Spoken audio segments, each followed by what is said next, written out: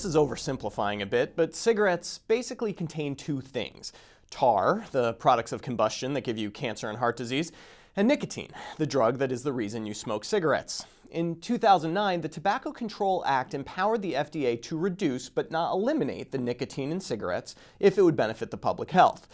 They have yet to exercise this power. But a new randomized trial appearing in the New England Journal of Medicine gives us some insight into what we might expect should they take that path. The nuts and bolts of the research are as follows. Researchers primarily from the University of Pittsburgh randomized 839 individuals into one of 7 groups: your usual brand of cigarettes, a study cigarette containing the normal 16 milligrams of nicotine, or 5 other study cigarettes containing reduced doses of nicotine down as low as 0.4 milligrams. That's 1/40th of a standard dose.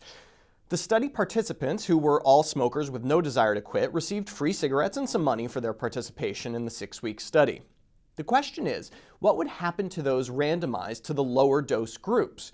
Would they smoke more cigarettes to compensate? Would they just buy regular cigarettes down the street? Would they give up on smoking altogether? The results were somewhat surprising. Those randomized to their usual brand actually smoked a bit more over the 6-week period, increasing their consumption on average from 15 to 20 cigarettes per day.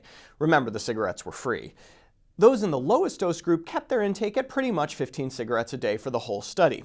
Urine nicotine metabolite levels were lower in the low dose group, suggesting they weren't cheating too much with store-bought cigarettes. Importantly, 34% of those in the low dose group reported attempts at quitting, compared to just 17% in the regular strength group. So you're the FDA. Do you exercise your power to lower the nicotine content of cigarettes? People kept smoking their usual amount after all, getting all that tar despite the lower nicotine content.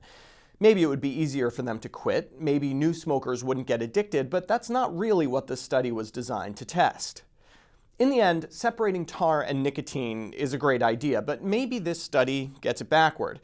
Instead of making cigarettes less appealing by reducing the nicotine content, perhaps we should find ways to deliver nicotine without all the tar. Such methods, it turns out, exist and are increasingly popular if my hipster neighbor is any indication. Keeping people away from addictive substances is just really hard to do. Giving access to such substances in a safer way may seem like giving up, but perhaps it's simply giving deference to human nature. For MedPage Today, I'm Perry Wilson.